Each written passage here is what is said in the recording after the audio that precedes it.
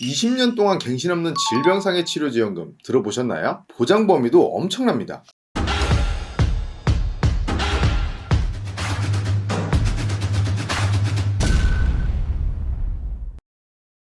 안녕하세요. 정직과 신뢰를 바탕으로 올바른 정보만을 전달드리는 윤사부입니다. 오늘은 실손의료비 인상에 대한 걱정이 많으신 분들에게 도움이 될 만한 특약을 소개해드리려고 합니다. 실손의료비는 1세대, 2세대, 3세대, 4세대 다양하게 가지고 계실 텐데요. 아무래도 시간이 지날수록 보험료 인상에 대한 걱정을 하지 않을 수가 없을 겁니다. 그렇다고 폐지를 생각한다면 의료비 걱정을 생각하지 않을 수 없겠죠. 대부분 40, 50대 분들은 실비 보험료가 많이 오르는 부분 때문에 고민이 많으실 거라 생각됩니다. 이런 분들을 위해 오늘 이 실손의료비 보완용으로 준비하실 수 있게 20년간 보험료가 오르지 않는 상해질병치료지원금 이 플랜에 대해 디테일하게 한번 파헤쳐 보도록 하겠습니다. 보장하는 범위가 굉장히 넓습니다. 상해 질병으로 인한 입원, 수술, 치료, 검사 모두 보장하고요. 약제비, 요양병원, 치과, 한의원, 정신과도 보장을 합니다. 그리고 희귀필수의약품센터, 보건소, 보건의료원, 보건지소도 보장을 합니다. 또한 난임과 불임은 4세대 실손의료비에서 보장을 하지만 2년이라는 면책기간이 존재하는데요. 이 플랜의 경우 면책 없이 보장이 가능합니다. 그리고 선천성 질환도 보장을 합니다. 실손의료비의 경우는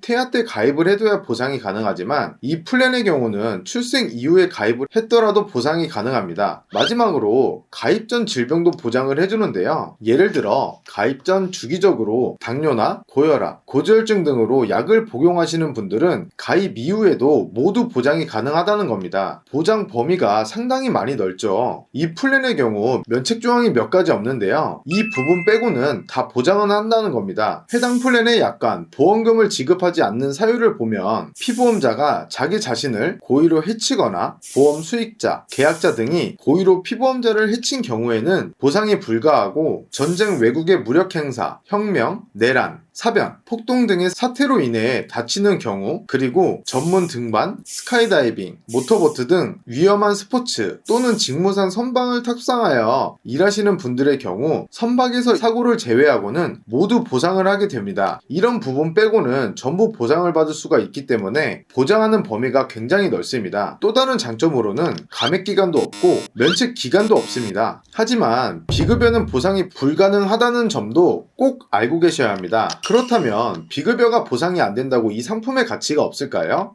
저는 아니라고 생각합니다. 이 플랜은 1년간 급여 본인 부담금이 50만원만 넘으면 정액 보장을 합니다. 매년마다 보장을 하는데요. 내가 만약 연간 본인 부담금액이 50만원 이상이다라고 하면 50만원을 보장하고 300만원 이상이다라고 한다면 300만원, 1000만원 이상 사용했다 하더라도 1000만원을 보장합니다. 위 금액은 상해, 질병, 입원, 통원, 약제비 모두 연간 합산하여 50만원 이상부터 보상이 가능하다고 보면 됩니다. 그러면 실손보험과 중복보상이 가능한지도 궁금하실 텐데요. 당연히 가능합니다. 예를 들어 한 고객님께서 고지혈증으로 정기적으로 치료를 받고 1년에 약제비 포함 50만원을 지출한다고 가정해보면 부담한 병원비는 50만원이고 실손보험에서 본인 부담금을 공제하고 35만원을 보장받아도 상해질병치료지원금에서 또 50만원을 보장을 받을 수 있습니다. 또 다른 예시 하나를 더 보여드리면요. 충수염 수술로 인하여 급여 본인 부담금이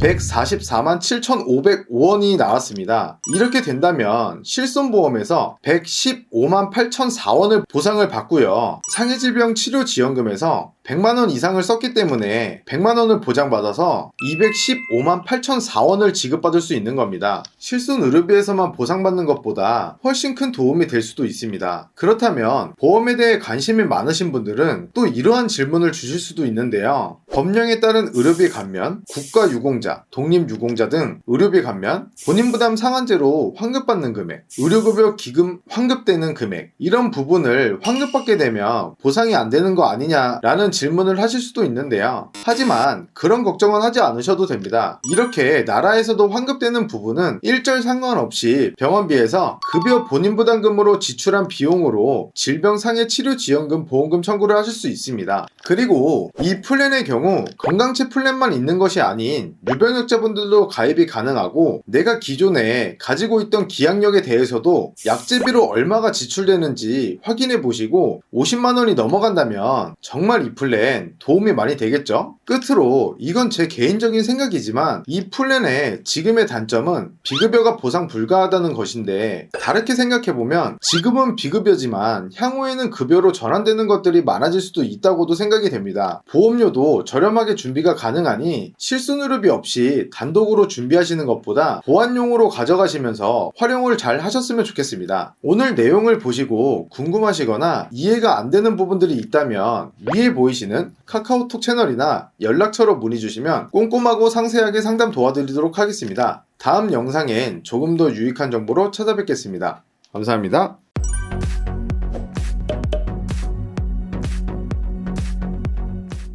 본 광고는 심의 기준을 준수하였으며 유효기간은 심의일로부터 1년입니다.